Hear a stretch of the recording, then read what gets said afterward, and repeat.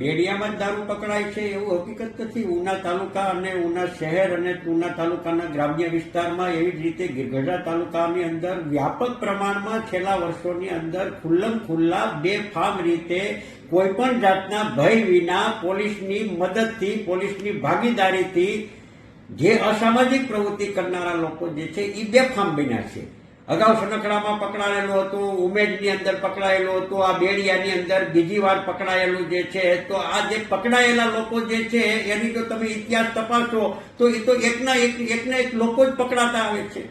સવાલ એ છે કે અસામાજિક પ્રવૃત્તિ ક્યારે ચાલે કે પોલીસની ભાગીદારી હોય તો જ અસામાજિક પ્રવૃત્તિ ચાલે. અને મેં ભૂતકાળની અંદર પણ બહુ સ્પષ્ટપણે કીધું છે કે ઉનાની અંદર દારૂની હેરાફેરીની અંદર પોલીસ તંત્ર જ એનું પાયલોટિંગ કરે છે અને દીવમાંથી દારૂ બહાર કઢાવે છે. હવે દીવને બદલે વાપીથી આવે છે, વાપીથી બદલે મધ્યપ્રદેશમાંથી, આપણે રાજસ્થાનમાંથી બોર્ડર ઉપરથી પણ ગુજરાતની અંદર દારૂ લઈ આવવામાં આવે છે.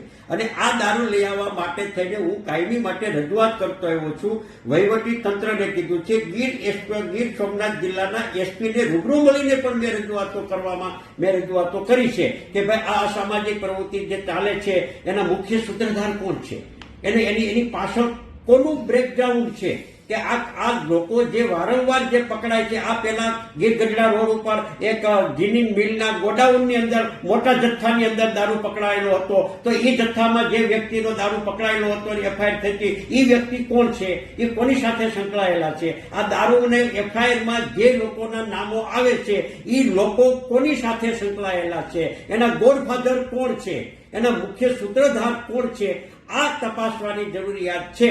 અને ત્યારે બેડિયાની અંદર માત્ર ને માત્ર શું કહેવાય, એક ગુજરાતના ડીજીપીએ પીઆઈને સસ્પેન્ડ કર્યા છે. ત્યારે એમાંથી પણ ઘણા બધા સવાલો ઉભા થાય છે કે આટલો મોટા જથ્થામાં દારૂ પકડાના પછી ગીર સોમનાથ જિલ્લાના એસપીએ માત્ર ને માત્ર પીઆઈની ટ્રાન્સફર કરી, એની સામે એસપીએ કે આઈજીએ શા માટે કડક પગલાં ન લીધા? હું કાયમી માટે કહેતો આવું છું કે પોલીસની ભાગીદારી, પોલીસના મેલાપીપણાથી અને મોટા પ્રમાણની અંદર હપ્તાઓની ચૂકવણી થતી હોય છે ત્યારે જ આ પ્રકારની અસામાજિકની બદીઓ જે છે એ ખુલ્લમ ખુલ્લા ચાલે છે. આજે